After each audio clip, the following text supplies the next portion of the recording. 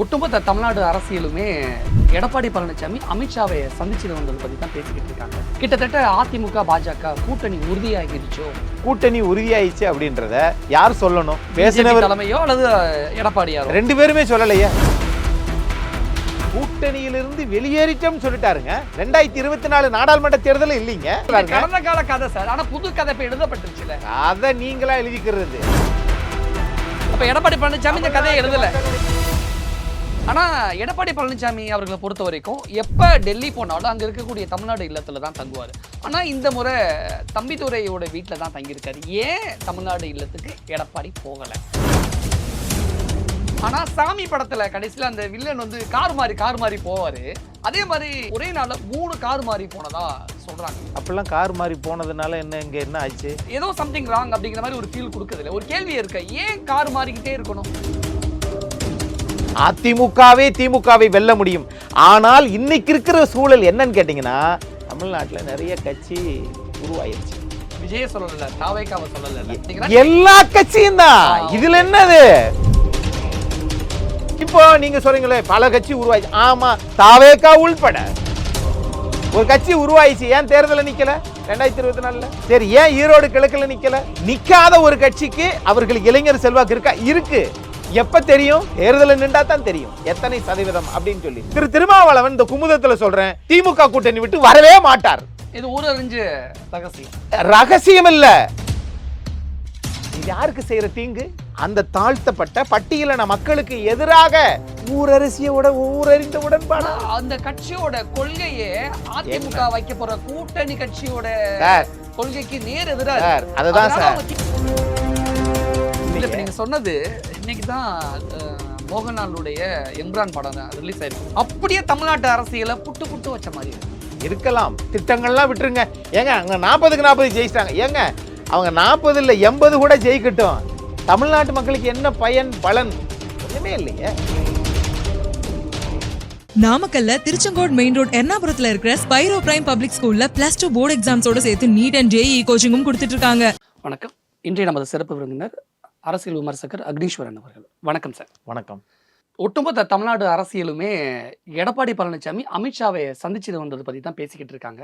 கிட்டத்தட்ட அதிமுக பாஜக கூட்டணி உறுதியாகிருச்சோ அப்படின்னு எல்லாரும் வெளியில பேச ஆரம்பிச்சிட்டாங்க. என்ன சார் நினைக்கிறீங்க அதை பத்தி?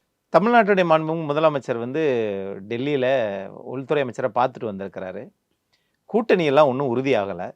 தமிழ்நாட்டில் நடக்கக்கூடிய இந்த அண்மையில் நடந்த அந்த லஞ்ச ஒழிப்புத்துறை, அது மாதிரி அமலாக்கத்துறை, இப்போ இவங்க போட்ட அந்த வழக்கு 1000 கோடி ரூபாய் ஊழல்னு அமலாக்கத்துறையே கொடுத்த அந்த அறிவிப்பு நோட்டீஸு, இப்போ இது மாதிரி மேகதாது இது பிரச்சனை, தமிழ்நாட்டில் நிறைய கஞ்சா இது பண்ணுறது, இது எல்லாத்தையுமே மத்திய உள்துறை அமைச்சரை பார்த்து பேசிட்டு வந்திருக்கிறாரு. அவ்வளோதான். தமிழ்நாட்டு மக்களுக்கு இதுக்காகத்தான் எடப்பாடி அமித்ஷாவை சந்திச்சாரா? இதுக்காகத்தான் சந்திச்சிருக்கிறாரு. அப்படித்தான் அவங்க சொன்ன பேச்சு. சார், இதை நம்ம சொன்னோம்னா குழந்தை கூட நம்பாது சார். சரி, குழந்தை நம்பாமல் இருக்கட்டும். ஆனால் அதே நேரத்தில் இங்கே என்ன நடக்குது அப்படிங்கிறத இப்போ திடீர்னு ஏன் போனார் அப்படின்னு கேட்குறாங்கல்ல. தமிழ்நாட்டில் நீங்கள் இது வரைக்கும் தமிழ்நாடு எதிர்க்கட்சி தலைவர், முன்னாள் முதலமைச்சர் ஏதாவது தமிழ்நாட்டு உரிமைக்காக கேட்டிருக்கிறாரா? காசு வாங்கி கொடுக்குறாரா? இல்லை இது ஏதாவது இதை பற்றி அழுத்தம் கொடுக்குறாரா அப்படின்னு சொல்கிறாங்க. இப்போ டெல்லிக்கு போனால் என்ன சொல்கிறாங்க? இல்லை, கூட்டணிக்கு தான் பேசிட்டு வந்திருக்கிறாரு, கூட்டணி உறுதியாயிடுச்சு அப்படின்னு. கூட்டணி உறுதியாயிடுச்சு அப்படின்றத யார் சொல்லணும்? பேசினவர் தலைமையோ அல்லது எடப்பாடியாரோ? ரெண்டு பேருமே சொல்லலையே. ஆக மக்கள் எதிர்மறை சிந்தனையா இது நடந்திருக்குமோ அது நடந்திருக்குமோ, 2 பேரும் சேரத்தான் போறாங்க அப்படின்னு நினைச்சா அது உறுதியாக நடக்குமா இல்லையான்றத 2 தலைமையும் தான் சொல்லணும். பிஜேபி அதிமுக ஒன்னு சேர போறாங்களா, ஒன்னு சேர போறது இல்லையா சார்? 2026 தேர்தலில் ஒன்னு சேர போறது இல்லை அப்படின்னு தான் நான் இது வரைக்கும் அதற்கான சந்திப்பு தான் இந்த சந்திப்பா? அதற்கான சந்திப்பா இல்லையா அப்படின்னு எனக்கு தெரியல. ஆனா ஒன்று சேரவாங்களா மாட்டாங்களா அப்படிங்கிறது இந்தியாவில் எந்த கட்சியோடையும் கூட்டணி வச்சுக்கலாம். ஆனா தன் இருப்பு, தன் நிலைப்பாடுன்னு இருக்குதுல்ல, அதை தக்க வைக்க வேண்டிய ஒரு பொறுப்பு எல்லா கட்சி தலைவருக்கு இருக்கு சார். அவங்க என்ன நினைக்கிறாங்க? திரு எடப்பாடி பழனிசாமி அவர்கள் டெல்லிக்கு போறதுக்கு முன்னாடியே தமிழ்நாட்டில் பத்திரிகையாளர் சந்திப்பு விமான நிலையத்திற்கு போகும்போது நான் அவரை பார்க்கத்தான் ஏமா நான் ஒரு அரசியல் கட்சி தலைவர் சொல்லல, நான் டெல்லியில இருக்கக்கூடிய அதிமுக அலுவலகத்தை தான் பார்க்க போறேன்னு தானே சொல்லிட்டு. அதுதான் இங்க இப்ப 2 முரண்பாடுகள் இங்க இருக்குது. ஒண்ணு, நான் அதிமுக அலுவலகத்தை திறக்க போறேன்ட்டு போறாங்க, போகல. அங்கதான் போனாங்க, அதிமுக அலுவலகத்துக்கு போனாங்கல்ல. ஓகே. அப்ப அதுக்கு பிறகு இங்கேயே நாம ஒரு அரசியல் கட்சி நடத்துறோம், பல தலைவர்களை சந்திப்போம் அப்படின்னு சொல்லியிருந்தால், இந்த நீங்க சொல்றீங்களே ஒரு குழந்தை கூட நம்பாதுப்பா அப்படின்னு சொல்றீங்கல்ல, அந்த குழந்தையும் நம்ப வச்சிடலாம். ஆனா அங்க நடந்தது மாறி நடந்திருக்கு. சரி, மாறி நடந்ததை கூட விடுங்க, பார்த்துட்டாரு, வெளியில வந்துருச்சு, எல்லா ஊடகத்திலையும் செய்தித்தாளையும் போட்டாச்சு. ஆனா பார்த்துட்டு வெளியில வந்த உடனே தேசிய ஜனநாயக கூட்டணி தான் ஆட்சி அமைக்கும் அப்படிங்கிறார்ல அவர், அமித்ஷா தன்னுடைய ட்விட்டர் இதில் போட்டிருந்தார்ல. அப்ப அது என்ன என்ன திரு எடப்பாடி பழனிசாமி சொல்லிட்டாரா? அமித்ஷா சொல்லிட்டார்ல. ஏங்க ஒரு மாநில கட்சிக்கு அவரா தலைவர் சரி, சொல்லலாமா? அப்படி அரசியல் நாகரிகமா, அரசியல் அறமா, இது ஏற்புக்கூடியதா? என்டிஏ கூட்டணியோட தலைமையில தானே அவர் இருக்காரு. நான் கேக்குறேன், கூட்டணியிலிருந்து வெளியேறிட்டோம்னு சொல்லிட்டாருங்க. 2024 நாடாளுமன்ற தேர்தல் இல்லைங்க, 2026 இல்லன்னு சொல்லியிருக்கிறாங்க. கடந்த கால கதை சார். ஆனா புது கதை இப்ப எழுதப்பட்டுருச்சுல. கதை நீங்களா எழுதிக்கிறது. எடப்பாடி பழனிசாமி தமிழ்நாட்டு மக்களுடைய வாழ்வாதாரத்தை 2 கட்சிகளும் கதையாக்கி நினைச்சிருந்தால் அது தவறு. 2 கட்சிகளும் மக்கள் தண்டிச்சிருவாங்க, தள்ளி வச்சிருவாங்க கூட. ஆனால் நீங்கள் செய்தது என்ன? நான் கூட்டணி அப்படின்னா திரு எடப்பாடி பழனிசாமி அவர்கள் சொல்லிட்டாரா அல்லது அவரு சொல்லிட்டாரா? 2 பக்கத்துல ஒருத்தர் சொன்னா சரிதானே. அமித்ஷா சொல்லிட்டார்ல. அது என்னது? அது என்னதுன்னு கேக்குறேன். என்டிஏ தலைமையில கூட்டணி ஆட்சி அமையும்ங்கறத சொல்றாரு. அதுக்கு எதுக்கு அதிமுக தேவை உங்களுக்கு? கூட்டணி ஆட்சிக்கு அதிமுக இருந்தா தானே பண்ண முடியும். உண்மையை ஒத்துக்கிட்டீங்களா? இல்ல, இதுதானே யதார்த்தம். சரி, அதிமுக கரெக்ட், அதிமுக இருந்தால் தானே வர முடியும். அதிமுக பொதுச்செயலாளர் அப்படி சொன்னாரா? 2 பேரும் சந்திச்சு பேசிக்கிட்டாங்க. ஒருத்தர் சொல்லல, ஒருத்தர் மௌனம், ஒருத்தர் வந்து தமிழக பிரச்சனைக்காக பேசுறேன் அப்படின்னு சொல்லிட்டாரு. சந்திச்ச இன்னொரு நபர் அவரு உண்மையை ஒத்துக்கிட்டார்ல, எக்ஸ்தலத்துல பதிவு போட்டுட்டார்ல. பதிவு போட்டா அவர் தானே சந்திச்சுட்டு வந்திருக்காரு. அவரே சொன்னதுக்கு அப்புறம் அதுல பொய்யா இருக்க போகுது. நான் இப்படி நினைக்கிறேன், அது உண்மைதான் இருக்கும் அப்படின்றது என்ன, எந்த உத்தரவாதம்? சரி, அப்ப எடப்பாடி சொன்னதுல உண்மைதான் இருக்குன்னு என்ன உத்தரவாதம்? அவன் எங்க எத்தனை கூட நாடாளுமன்ற உறுப்பினர்கள், ராஜ்யசபா உறுப்பினர்கள்லாம் சேர்ந்து தாங்க போய் பார்த்தாங்க. அப்ப அமித்ஷா பொய் சொல்லிட்டாரா? அவர் உண்மை சொல்றாரா பொய் சொல்றாருன்னு இறைவனுக்கு தான் தெரியும். ஆனா நீங்க எதிர்தரப்பு சொல்லாமலேயே நீங்களே ஒரு பதிவு போட்டீங்கன்னா இது கொயஷன், கம்பல்ஷன் இல்லையா, வலுக்கட்டாயம், அரசியல் நிர்பந்தம். நீங்க என்ன பண்ணிருக்கணும், 2 பேரும் பத்திரிகையாளரை சந்தித்து வெளியில நாங்கள் வந்து கூட்டணி சொல்லியிருந்தா, ஒருவேளை எடப்பாடி பழனிசாமி செய்தியாளர்கள் சந்திப்புல பிஜேபியோட கூட்டணி வைக்க போறேன்னு சொல்றதுல அவருக்கு என்ன நெருக்கடியோ, அவருக்கு என்ன அழுத்தம் இருக்க போதும்? நெருக்கடி அழுத்தம்லாம் வந்து உங்களை சார்ந்தது. தமிழ்நாட்டை பொறுத்தவரை நாட்டு நலன், தமிழ்நாட்டினுடைய திட்டம், தொகுதி மறு வரையறை ஏற்றுக்கொள்வீர்களா மாட்டீங்களா? 2, இருமொழி கொள்கை தமிழ்நாட்டிற்கு உரியது, அதுதான் நம்பிக்கை, அதைத்தான் நாங்களும் ஃபாலோ பண்ணிட்டு இருக்கோம், ஏத்துக்கிறீங்களா மாட்டீங்களா? இதெல்லாம் சொல்ல மாட்டோம். But we will form the government in 2026 state election அப்படினா கொள்கையை வலியுறுத்தத்தான் எடப்பாடி பழனிசாமி அமித்ஷாவை சந்திக்க போனார் அப்படின்னா யாரு நம்புவோம் சார்? நீங்க நம்புறதுக்காகலாம் ஒரு கட்சியின் தலைவர் வந்து பேச முடியாது சார். சரிங்க சார், எப்போதுமே உங்களை நம்ப வைக்கணும்ன்றது அவசியம் இல்ல. ஆனால் நாட்டு மக்களுக்கு நம்பிக்கை ஊட்டக்கூடிய ஒரு தலைவனாக, ஒரு இயக்கமாக அதிமுக இருக்கணும் என்பதுதான் பல பேருடைய பார்வை. அதில் நானும் ஒருவன். அப்படி இருக்க போது யாரு நான் கேக்குறேன் சார், நீங்க அதிமுக கூட்டணி வச்சுதான் நீங்க தேசிய ஜனநாயக கூட்டணி ஆட்சியை கொண்டு வரணுமா? நீங்க தான் பலமானவர்களாச்சே.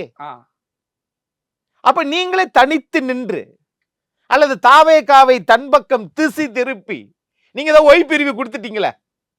ஆகவே நீங்க நாம் தமிழரை வந்து தந்தை பெரியாரை பேச வச்சு அழகு பார்த்துட்டீங்களே.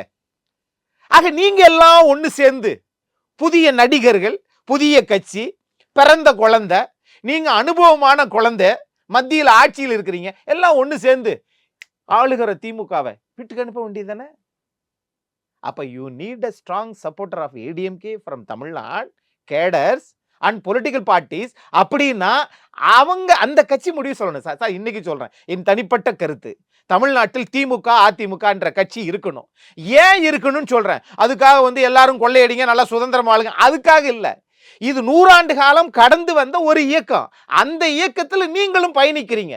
செல்வி ஜெயலலிதா அம்மையார் அவர்கள் தமிழ்நாட்டு உரிமைகளை என்னைக்கும் காவு கொடுத்ததோ, தமிழ்நாட்டு மக்களுடைய ஆசையில் எண்ணத்தில் சுடுதண்ணியை ஊத்தி பழக்கப்பட்டவங்கல்ல டாக்டர் கலைஞர் கருணாநிதி உள்பட.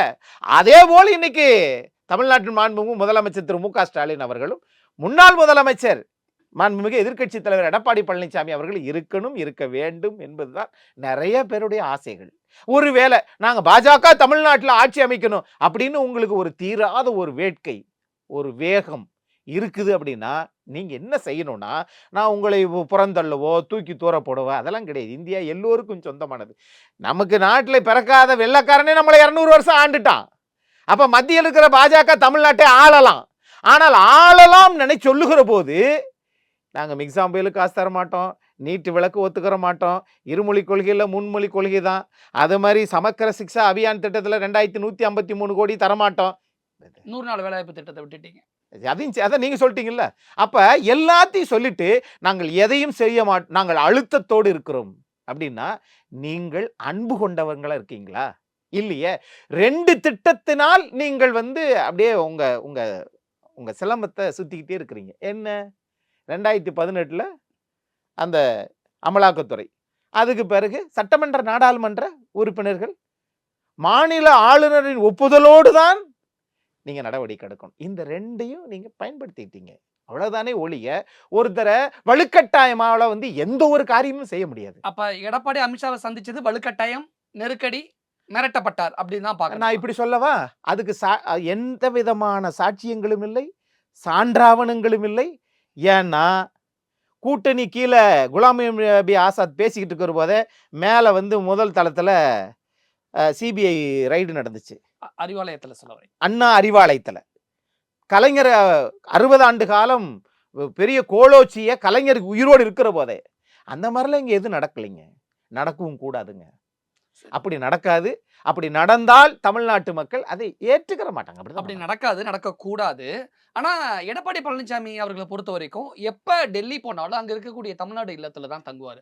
ஆனா இந்த முறை தம்பிதுரையோட வீட்டுல தான் தங்கியிருக்காரு. ஏன் தமிழ்நாடு இல்லத்துக்கு எடப்பாடி போகல? போனா விஷயம் கசஞ்சிருமோங்கிற ஒரு தயக்கமா, ஒரு அச்சமா? இல்ல, எல்லா ஒரு அரசியல் தலைவர்களும் ஒரு பொது வாழ்க்கைக்கு வந்ததுக்கு பிறகு இந்த மாதிரிலாம் கேள்வி கேட்பீங்க. இனிமேலுக்கு அவர் தமிழ்நாடு இல்லத்திலே இனிமேல் தங்குவாரு. இதெல்லாம் பார்த்துக்கிட்டு தான் சரி, இருக்கிறாரு. வீட்டுல தங்குனது கூட விஷயம் இல்ல. ஆனா சாமி படத்துல கடைசியில அந்த வில்லன் கார் மாறி போவாரு. அதே மாதிரி எடப்பாடி பழனிசாமி அவர்கள் ஒரே நாள்ல 3 கார் மாறி போனதா சொல்றாங்களே. சரி, நான் என்ன கேட்குறேன், அது எனக்கு தெரியல. அப்படிலாம் கார் மாறி போனதுனால இங்க என்ன ஆச்சு? இல்ல அப்ப ஏதோ சம்திங் ராங் அப்படிங்கிற மாதிரி ஒரு ஃபீல் கொடுக்குதுல்ல. ஒரு கேள்வி இருக்கு, ஏன் கார் மாறிக்கிட்டே இருக்கணும்? கார் மாறி போனதுனால நீங்க தமிழ்நாட்டில் நீங்க சென்னை எழும்பூர் நீங்க அந்த ரயில் நிலையத்தில் புரட்சி தலைவி அம்மா அவர்கள் பேரை வச்சிட்டீங்களா? இல்ல அவங்க என்ன சொல்ல வராங்கன்னா, எடப்பாடி பழனிசாமி எப்ப டெல்லி போனாலும் தமிழக அரசு முத்திரை பதித்த அந்த கார்ல தான் போவாரு. ஆனா இந்த முறை அந்த காரை பயன்படுத்தல அப்படின்னு சொல்றாங்க. வேற ஒரு 3 காரை பயன்படுத்தி இருக்காரு, மாறி போயிருக்காருன்னு சொல்றாங்க. நான் இவ்வளவு கேள்வி குடஞ்சு கேட்குறீங்களே. தமிழ்நாட்டுடைய மாண்புமிகு நீர்வளத்துறை அமைச்சர் இங்க வேலூர்லயும் இங்க சென்னையிலேயே ரைடு நடந்துட்டு இருக்கும்போது அவருடைய பையன் நாடாளுமன்ற உறுப்பினருக்கு அந்த சம்மன் அனுப்பிச்சு இங்கே விசாரணை நடந்துட்டு இருக்கும்போது டெல்லிக்கு போனார். அமைச்சர் ஏன் மூத்த அமைச்சர் டெல்லிக்கு போனீங்கன்னு யாராவது கேட்டிங்களா? கேட்கல. சரி, இன்னைக்கு மாண்புமிகு ஆயத்துறை அமைச்சர் திரு செந்தில் பாலாஜி அவர்கள் டெல்லிக்கு போனாங்களே, ஏன் போனீங்கன்னு கேட்டோமா? கேட்கலையே. அப்போ எதிர்க்கட்சி தலைவர் மட்டும் போனா நீங்க ஏன் கார் மாறி போறாரு, அலுவலகத்துல ஏன் தங்கல, வெளியில ஏன் தங்கியிருக்கீங்க சார்? அதெல்லாம் அவர்களுடைய உள்கட்சி வர ஒரு தலைவன் எந்த கார்லையும் போகலாம், எந்த விமானத்திலையும் போகலாம். ஆனால் அதனால் தமிழ்நாட்டுக்கு நன்மை விளையுதா அல்லது தீமை விளையுதா, அதுதான் முக்கியம். நாட்டு நலன் என்ன? அப்ப என்னைக்கு விட்டு கொடுக்கலையே.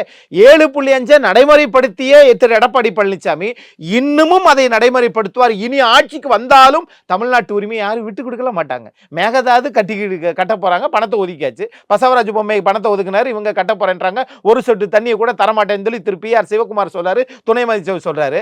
ஆனா அவரோட தானே நீங்க காங்கிரஸோட தானே நீங்க கூட்டணி வச்சுட்டு இருக்கீங்க. ஏதாவது தடுத்து நிறுத்துறீங்களா? நீட்டு விளக்கு உங்களால் கொண்டு வர முடியல, எதுவுமே கொண்டு வர முடியல. ஆனால் திரு எடப்பாடி பழனிசாமி அவர்கள் 30 அமைச்சர்ல ஒரு சாதாரண அமைச்சர், அவர் முதலமைச்சர் ஆயிட்டாரே அப்படின்றது உங்களால ஏத்துக்கிற முடியல. அவர் கொச்சி தலைவர் ஆகிட்டாரே, பொதுச்செயலர் ஆகிட்டாரே, உங்களால் ஏற்றுக்கிற முடியல. 2 பொதுக்குழு நடத்தினாரே, அதை உங்களால் ஏற்றுக்கிற முடியல. ஆகவே செய்கிற பிள்ளை தான் செல்ல பிள்ளை. யாராக இருக்கும், ஆட்சியாக இருக்கட்டும், ஒரு வீடாக இருக்கட்டும், குழந்தையாக இருக்கட்டும், நிறுவனமாக இருக்கட்டும். ஆகவே இதெல்லாம் நடந்துக்கிட்டு இருக்கு. இதை ஏற்றுக்கிற முடியாத, ஜீரணிக்க முடியாத சில பேர், இல்லை 3 காரு மாறினார், 30 காரு கூட மாறட்டுங்க. அதனால என்ன? அது ஒரு பெரிய அரசியல் பின்புலமா நினைச்சுக்கிட்டு இருக்கீங்களா? நீங்க சாதிச்சது என்ன? எங்க தமிழ்நாட்டில் ஒரு பத்திரிகையாளரை கண்டு பயந்து அவருடைய வீட்டில் போய் நீங்கள் இந்த அசிங்கத்தை அள்ளி தெளிச்சிருக்கீங்களே, இந்த அரசாங்கத்தை பத்தி என்னங்க கேள்வி கேட்கறீங்க? சம்பவத்துக்கு சக பத்திரிகையாளர்னா நானும் என்னோட கன்னடத்தை பதிவு பண்ணியிருக்கேன். அப்போ இந்த இதுல அதை திசை அதான் ஒன்ன மறைக்க இன்னொன்னு எடுத்துக்கிறது. நேத்து என்னங்க அது, நேத்து பருப்பு குழம்பு, அப்ப இன்னைக்கு அதை கார குழம்பு வைப்போமா? நம்ம நாளைக்கு புதன்கிழமை வேற ஏதாவது குழம்பு வைப்போமா? வெள்ளிக்கிழமை பாயசம் வச்சு சாப்பிடுவோம், வடை சுட்டுத்தார். அந்த மாதிரி தான் தமிழக அரசு வடை சுட்டு கொண்டே இருக்கிறது. ஒன்றை சாதித்தோம். நீங்க பெண்களுக்கு இலவச போக்குவரத்து பயணம், இதை தவிர காலை சுற்றுண்டி, அதுவே திரு எடப்பாடி பழனிசாமி அவர்கள் முதலமைச்சர் இருக்கிற போது நுங்கம்பாக்கத்தில் அந்த திட்டத்தை தொடங்கி வைத்தார். திரும்ப ஆட்சிக்கு வர முடியவில்லை, அது கொண்டு வர முடியவில்லை. ஆனால் இந்த திட்டத்தை சொல்லியே 5 ஆண்டு காலமும் நாம நகர்த்திட்டோம் அப்படின்னு சொன்னா இது எங்க சார்? இது ஒருவேளை தமிழக அரசியல் களத்துல பலரும் பேசிக்கிற மாதிரி பிஜேபி கூட அதிமுக கூட்டணி வச்சு ஆட்சியை பிடித்து விட்டால் அதிமுக மும்மொழி கொள்கைக்கு அனுமதி கொடுத்து விடுமா? நாடாளுமன்ற தொகுதி மறுவரையறைக்கு அனுமதி கொடுத்து விடுமா? எதிர்ப்பு தெரிவிக்காமல் இருந்து விடுமாங்கிற கேள்விகள் இருக்கே. நீங்க அதாவது நீங்க சாதாரணமா நீங்க எடுத்துக்கிற வேணாம். தமிழ்நாட்டில் ரொம்ப எக்ஸ்பீரியன்ஸ்டு பொலிட்டீஷியன் தான் திரு எடப்பாடி பழனிசாமி. அவர்களை சசிகலாமா வேண்டுமானால் முதலமைச்சராக்கியிருக்கலாம். அது உலகம் அறிந்த உண்மை.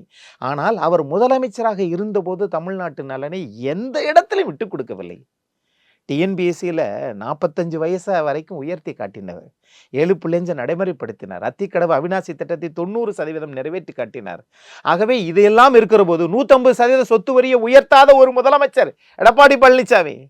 ஆகவே இவ்வளவும் செய்யாம நல்லவைகளை செய்து மக்களுக்கு வரிச்சுமையை ஏத்தாம இருந்த ஒருவரை நீங்க என்ன நினைக்கிறீங்கன்னா, you are under estimate a political party. அது தர்மத்திலும் நியாயத்திலும் சத்தியத்திலும் வளர்ந்த ஒரு இயக்கம். இன்னைக்கு வேணுமானால் திரு எடப்பாடி பழனிசாமியை நீங்க நினைக்கலாம். ஆனால் இது புரட்சி தலைவர் எம்ஜிஆர் வளர்த்த இயக்கங்க. இந்த இடத்துல என்ன சொல்றாங்கன்னா, கூட்டணி ஆட்சிக்கு எடப்பாடி பழனிசாமி ஒத்து வரலாட்டி செங்கோட்டையின் தலைமையில பிளவுபட்ட அதிமுகவை ஒன்றிணைத்து வரக்கூடிய 2026 தேர்தல பிஜேபி அதிமுக கூட்டணியோடு சந்திக்கலாம் அப்படிங்கிற முயற்சியில பிஜேபி ஈடுபட்டாங்க. செங்கோட்டையனை மையப்படுத்தி இந்த முயற்சிகள் எடுக்கப்பட்டதுனால தான் எடப்பாடி பழனிசாமிக்கு அழுத்தம் கொடுக்கப்பட்டு அதன் காரணமாவே அமித்ஷாவை எடப்பாடி போய் சந்திச்சுட்டு வந்தாருன்னு சொல்றாங்களே, இதுல இருக்கக்கூடிய உண்மைத்தன்மை என்ன? அது திரு செங்கோட்டையனை அவங்க இயக்குறாங்களா இயக்கலையா தெரியல. அது மாதிரி அதுக்காகத்தான் இவர் போனாரா அப்படின்றதுன்னு தெரியல. ஆனால் எல்லாமே ஒன்று எழுத்து அல்லது பேச்சு. பேச்சு காற்றோடு மறைந்து போகும், எழுத்து தான் காலமெல்லாம் நிலைத்து நிற்கும். ஆகவே தேசிய ஜனநாயக கூட்டணியும் அதிமுகவும் கூட்டணி என்று எழுத்துப்பூர்வமாக கையொப்பமிட்டதற்கு பிறகுதான், 2 தலைவர்களும் கையொப்பமிட்ட பிறகுதான் அதை பேச முடியும். அது வரைக்கும் தூக்கி தூர போட்டுருங்க. ஆனால் தமிழ்நாட்டில் என்னுடைய தனிப்பட்ட கருத்து, அதிமுக இல்லாமல் அதிமுகவே திமுகவை வெல்ல முடியும். ஆனால் இன்னைக்கு இருக்கிற சூழல் என்னன்னு கேட்டீங்கன்னா, தமிழ்நாட்டில் நிறைய கட்சி உருவாயிருச்சு. விஜய சொல்லல, தாவேக்காவை சொல்லல, யாரு தமிழக வெற்றி கழகத்தை சொல்லல, யாரு ரைட் இல்ல நிறைய இல்ல இன்னும் நிறைய கட்சி உருவாயிருச்சு அப்படின்றது என்ன? எந்த வெற்றி கழகத்தை குறிப்பிட்டு சொல்ல வரீங்க? எல்லா கட்சியும் தான். இதுல என்னது? இது அதை மட்டும் விட்டு வைக்கிறதுக்கு நான் அரசியல் விமர்சனம் இருக்க வேண்டிய அவசியமே இல்லை. எனக்கு எந்த விதத்திலும் வெளிப்படையா தமிழ்நாட்டு மக்களுக்கு என்னன்னு கேட்டீங்கன்னா, இந்த டீ தூளை கூட தமிழ்நாட்டில் நிறைய விளையுது, இலங்கையில நிறைய விளையுது. ஆனா நல்லா விளையிற டீ தூளை பூரா நம்ம அமெரிக்காவுக்கு அனுப்பிடுறோம். ஆனா கடைசியா 3ஆம் தர டீ தூளை நாம சாப்பிட்றோம். ஆனா நல்ல முதல் தரத்தை அங்க கொடுத்துட்டு அங்கிருந்து நமக்கு இறக்குமதி செய்கிறோம். இதுதான் இன்றைக்கு ஒரு செய்தி உட்பட சொல்கிறேன். நல்ல செய்தி எதுவுமே மக்களுக்கு சென்றடைவதே இல்லை. அப்படி நல்ல செய்தியாக பேசணும்னா, இப்போ நீங்க சொல்றீங்களே பல கட்சி உருவாயிச்சு. ஆமா, தாவேக்கா உள்பட ஒரு கட்சி உருவாயிச்சு. ஏன் தேர்தலில் நிக்கல 2024? சரி, ஏன் ஈரோடு கிழக்குல நிக்கல? நிக்காத ஒரு கட்சிக்கு அவர்களுக்கு இளைஞர் செல்வாக்கு இருக்கா? இருக்கு. எப்ப தெரியும்? தேர்தலில் நின்றா தான் தெரியும் எத்தனை சதவீதம் அப்படின்னு சொல்லி. ஆக இங்க என்னதான் தப்பு பண்ணாலும் திமுக கூட்டணி பூரா ஒன்னா சேர்ந்துக்கிறாங்க. அதெல்லாம் நாட்டு நலன் கருதியா? நல்லது நடந்துச்சா? எதுவுமே இல்லையே. திருமாவளவன் சிபிஐ எங்களுக்கு வேணுங்கிறாரு. சிபிசிஐடி வேணும்னாரு, தமிழ்நாடு முதலமைச்சர் கொடுத்துட்டாரு. அதுக்கு நன்றி தெரிவிச்சாரு திருமாவளவன். அதே மாதிரி சிபிஐ வேணும்ன்றாருல, ஏன் கொடுக்க மாட்டேங்கிறாரு? ஏன்னா அது மத்திய அரசு. இது மாநில அரசு இருக்கக்கூடிய சிபிஐ கொடுத்தத விடுதலை சிறுத்தைகள் தலைவர் திருமாவளவன் ஏத்துக்கிறல, எங்களுக்கு சொல்லிட்டாருன்றாரு. ஆனாலும் திருமாவளவன் இந்த குமுதத்துல சொல்றேன், திமுக கூட்டணி விட்டு வரவே மாட்டார். இது ஊரறிஞ்ச ரகசியம். ரகசியம் இல்ல, உடன்பாடு. சரி, ஊரறிஞ்ச உடன்பாடு. ஆனால் இது யாருக்கு செய்யற தீங்கு? யாருக்கு செய்யற தீங்கு? அந்த தாழ்த்தப்பட்ட பட்டியலின மக்களுக்கு எதிராக ஒரு விடுதலை சிறுத்தைகள் கட்சி இருக்குதுன்றத ஊரறிந்த உடன்பாடு. அந்த கட்சியோட கொள்கையே அதிமுக வைக்க போற கூட்டணி கட்சியோட கொள்கைக்கு நேர் எதிராக. அதுதான் சார் திமுகவோட ஒத்து போறாங்க. அதுதான் சார் கொள்கைன்றது. எது சார்? நீங்க எந்த கட்சிக்காக, எந்த மக்களுக்காக, எந்த மாநில இனத்துக்காக இருக்கிறீங்களோ அந்த மக்களை காப்பாத்துறதுக்கு தான் சார் கட்சி கூட்டணி எல்லாம். ஆனா நீங்க அந்த மக்களை பாதுகாக்க தவறியதற்கு பிறகும் எனக்கு 4 நாடாளுமன்ற சட்டமன்ற உறுப்பினர்கள், 2 நாடாளுமன்ற உறுப்பினர்கள், என்னங்க இருந்து பயன்? எங்களால ஒரு கொடி கம்ப நட முடியுதா என்று வேதனைகளை குமுறிக்கொண்டே இருந்து கொண்டு நீங்க மீண்டும் நாங்க திமுக கூட தான் இருப்போம் அப்படின்னா, அப்ப நீங்க எதைத்தான் நம்புறீங்க? திமுகவை தான் நம்புறீங்க. அந்த மக்களை விட, நீங்கள் நடத்துகிற இயக்கத்தை விட அதே மாதிரி தான் எல்லா பேருமே, அங்க இருக்கிற எல்லா பேருமே. விஜய் பிஜேபியை எதிர்த்து நிக்கிறாரு, அதிமுகவை எதிர்த்து நிக்க போறாரு. அதனால விஜயை எதிர்க்க ஆந்திராவில நடிகர் பவன் கல்யாண தமிழ்நாட்டுக்கு இறக்குமதி செஞ்சு தமிழ்நாட்டில் இருக்கக்கூடிய தெலுங்கு பேசக்கூடிய 5% மேற்பட்ட மக்களுடைய வாக்குகளை பிஜேபி பக்கம் ஈர்ப்பதற்கான முயற்சிகளை ஈடுபட்டிருக்காங்க அப்படிங்கலாம் பேசப்படுதே. எல்லாமே ஒரு திட்டம் தானே. உங்களுக்கு எது பலவீனம் என்று தெரிஞ்சால் அதை எடுத்துக்கொண்டு நான் ஆயுதமா வெளியில எடுத்து வீசினேன் அப்படின்னா நீங்க பயப்படுவீங்க. அல்லது என்னுடைய பலவீனத்தை எடுத்துனா நீங்க உங்களை பார்த்து நான் பயப்படுவேன். இன்னைக்கு அரசியல் அப்படித்தான் ஆகுது. ஒரு கட்சியை, ஒரு நாட்டை, ஒரு மக்களை நேர்மையான வழியில் சட்டத்தின் ரீதியாக பயமுறுத்தாமல், அச்சுறுத்தாமல், மிரட்டாமல், அது தொலைபேசியிலையோ அல்லது 4 குளிர்சாதன சுவர்களுக்குள்ளேயோ அப்படியே நடக்குதுங்க. அந்த வெளிப்படை தன்மை இல்லை. நீங்க சொன்னது இன்னைக்கு தான் மோகன்லாலுடைய எம்ரான் படம் ரிலீஸ் ஆயிருக்கு, லூசிஃபர் 2. அப்படியே தமிழ்நாட்டு அரசியலை புட்டு வச்ச மாதிரி இருக்கு. அந்த படம் முழுக்க அரசியல் பேசப்படுது. ரொம்ப அழகா சில அரசியல் விஷயங்கள் சொல்றாங்க. தமிழ்நாட்டு அரசியலா இருக்கலாம் அல்லது டெல்லி அரசியலா இருக்கலாம், அது அப்படியே காட்டுன மாதிரி எனக்கு இருக்கு. இருக்கலாம். அது படமே அரசியல் நிகழ்வுகளை எடுத்து வர்றது தானே, அதனால இருக்கலாம். ஆனா இங்க தமிழ்நாட்டில் நமக்கு தேவையான என்ன?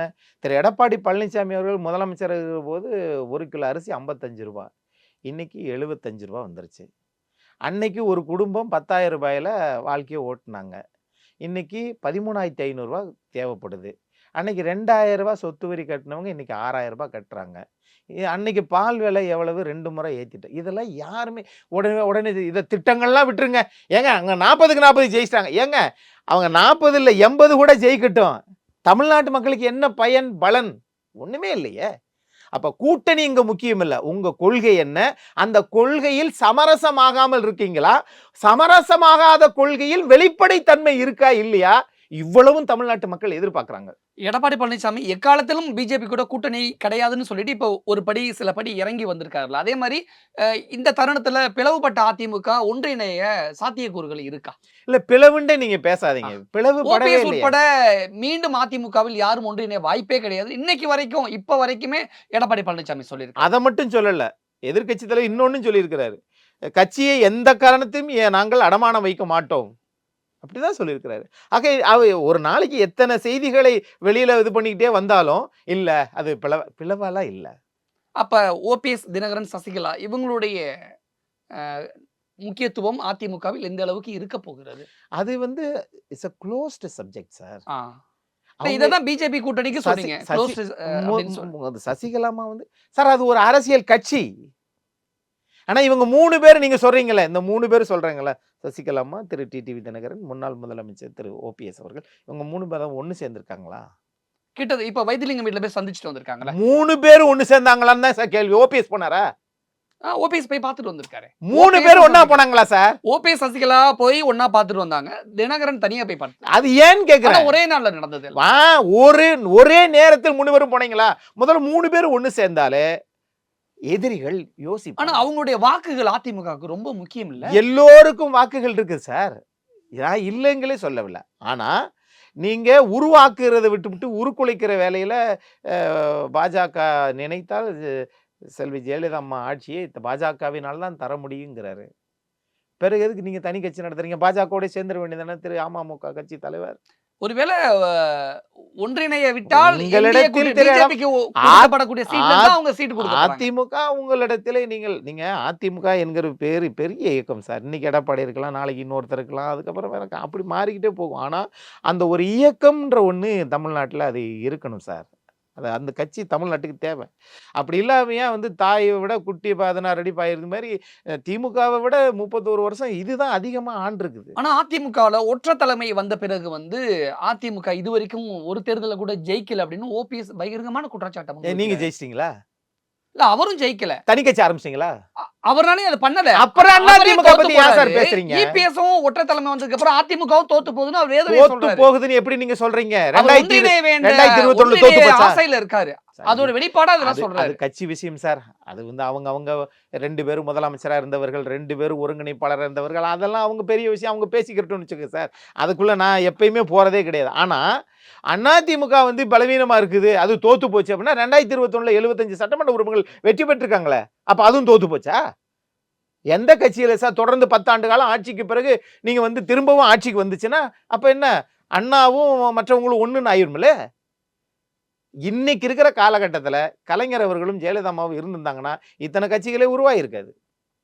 ஆனால் இங்க நடக்கிற பெரிய பிழையே என்னன்னு கேட்டீங்கன்னா, இந்த கட்சிகள்லாம் உருவானதற்கு பிறகு இப்ப கூட்டணி பேரம் அதிகமாயிருச்சு.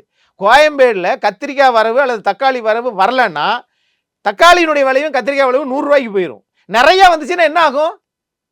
5 ரூபாய்க்கு விற்கும் 1 கிலோ தக்காளி. அந்த மாதிரி தான் தமிழ்நாட்டு அரசியல் கட்சிகள் மலிந்து விட்டன. ஆனால் கொள்கைகள் இல்லை. தமிழ்நாட்டு அரசியல் கட்சியில யார் 5 ரூபாய்க்கு வருவா? அது தக்காளி தான் சொன்னேன்.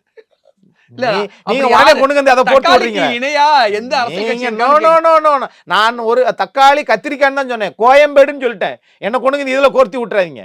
அதனால இது மாண்புமிகு முதலமைச்சர் அவர்களே உங்களை பார்த்து பயப்படுறாரு. எப்படின்னு கேட்டீங்கன்னா, வெட்டி ஒட்டி எதையாவது சேர்த்து விட்டுறாங்கப்பா, நமக்கு பிரச்சனை ஆயிருப்பா அப்படின்னு. அக்னீஸ்வரம்லாம் உங்களுக்கு ஆஃப்டர் ஆல். ஆனாலும் கூட இங்கு அரசியல் கட்சிகள் அதிகமாக வந்துருச்சு. ஆனா என்ன கொள்கைக்காக சார்? நான் இவ்வளவு சொல்றேன்னு சார், தமிழ்நாட்டில் எத்தனை கோடி மக்கள் இருக்கு தெரியுமா சார்? கிட்டத்தட்ட ஒரு 10 கோடி. அதுதான் சார், 10 கோடின்றது எதை வச்சு சொல்றது? நம்ம மக்கள் தொகை கணக்கெடுப்பு மத்திய அரசு எடுக்கல, ஜாதிவாரி கணக்கெடுப்பு தமிழக அரசு திமுக அரசாங்கம் எடுக்கல. 2 கோடி மக்கள் 33 கோடி மக்கள் இருக்கக்கூடிய கட்சி அமெரிக்காவிலேயே 2 கட்சி தான். ஜனநாயக கட்சி, குடியரசு கட்சி, வல்லரசு நாட்டிலேயே. ஆனா தமிழ்நாட்டில் நம்ம 2011 கணக்கெடுப்பின்படி 7 கோடியே 21 லட்சம் பேர் தான் இருக்கும். சரி, இன்னைக்கு நீங்க சொல்ற மாதிரி 10 கோடினே வச்சுக்கோங்க. 10 கோடி மக்களுக்கு தமிழ்நாட்டில் 63 கட்சி இருக்கு சார். எனக்கு தெரிஞ்சு அதை 100 ஆக்குனா கொஞ்சம் நல்லா இருக்கும். அங்கீகாரம் பெற்ற கட்சிகள் 63, அங்கீகாரம் பெறாத லெட்டர் பேட் கட்சிகள் 100 கணக்குல இருக்குல்ல. அதுல 58 இப்ப தொகுதி மறுவரைக்கு மாநில அரசு கூட்டிய அந்த கூட்டத்துக்கு தலைமைச் செயலகத்துக்கு போயிட்டு வந்தாங்களே. அது 2 கட்சி எங்களை ஏன் கூப்பிடுன்னு வாசல்ல போராட்டம் வேற. தமிழக அரசை எதிர்த்து அரசியல் கட்சிகள் போராட்டம் பண்ணுது.